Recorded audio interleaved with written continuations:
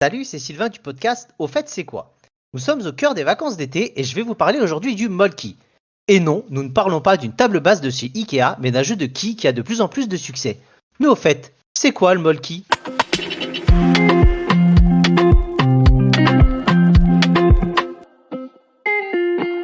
Alors, le Molki, c'est un jeu d'adresse et de précision qui a été inventé en 1996 par l'entreprise Laden Paika, anciennement Chuo Terengas. C'est un jeu inspiré du Kiika, un jeu traditionnel de lancer de l'est de la Finlande, plus précisément en Carélie.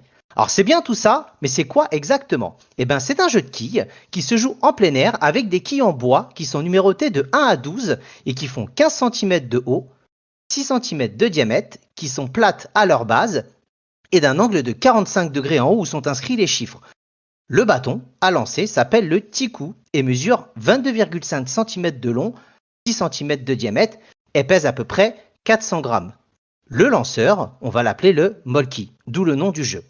Le jeu peut se jouer à 2 ou à plusieurs joueurs, mais aussi par équipe, qui sont des équipes de 2 à 4 joueurs. Le but, c'est de faire tomber les quilles qui sont situées entre 3 et 4 mètres, en moyenne on va dire 3,50 m, avec le bâton, en marquant des points selon le nombre de quilles renversées. Donc, si une quille tombe, le joueur marque le score de la quille, tout simplement. Si plusieurs quilles tombent, le score correspond au nombre de quilles. Donc s'il y en a 5, on n'additionne pas les chiffres, mais ce sera un nombre de 5. Et si le joueur fait donc tomber toutes les quilles, on va dire l'équivalent du strike pour le bowling, le joueur marque 12 points. Toutefois, si une quille tombe à moitié et repose sur une autre, sachez que cela ne compte pas. Comment gagner? Le premier joueur ou la première équipe qui atteint exactement 50 points gagne la partie. Si le score dépasse 50 points, l'équipe ou le joueur redescend à 25 points. Et c'est là que c'est important, parce qu'à l'approche des 50 points, il faut viser les quilles qui vous intéressent, parce qu'il ne faut pas dépasser le score, ça peut vous rétrograder de 25 points, ce qui peut être énorme.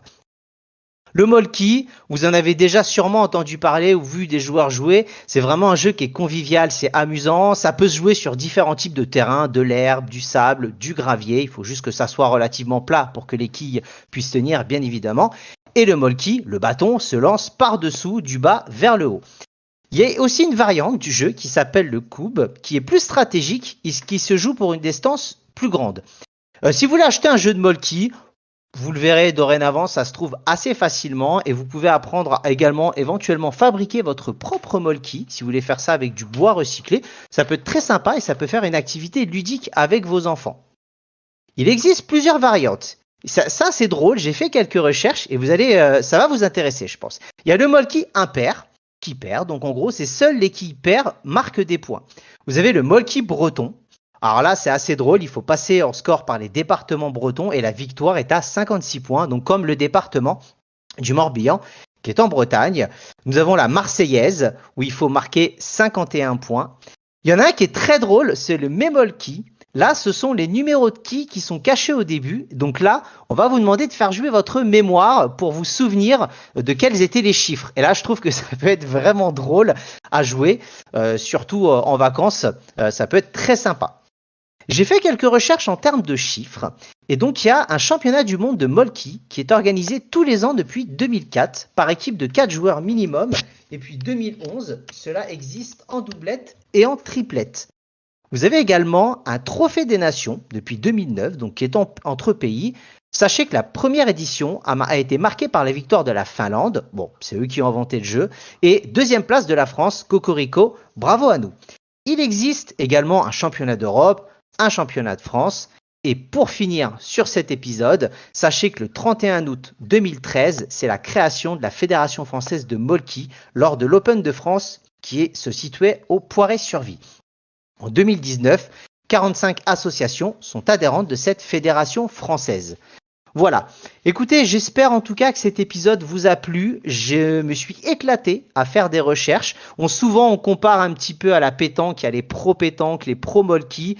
J'ai jamais vraiment joué, mais pour le coup, je pense que je vais essayer d'y jouer parce que je trouve ça assez sympa dans l'esprit. Retrouvez-nous après le générique pour avoir quelques infos complémentaires.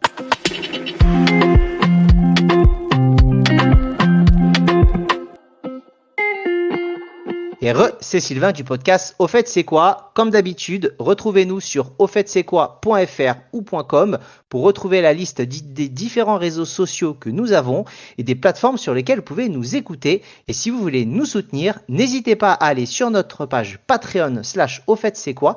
Patreon s'écrit Patreon. Voilà, merci à tous. C'était le 3e épisode bonus de l'été. Je laisse la main à Thierry pour la semaine prochaine. Ciao à tous.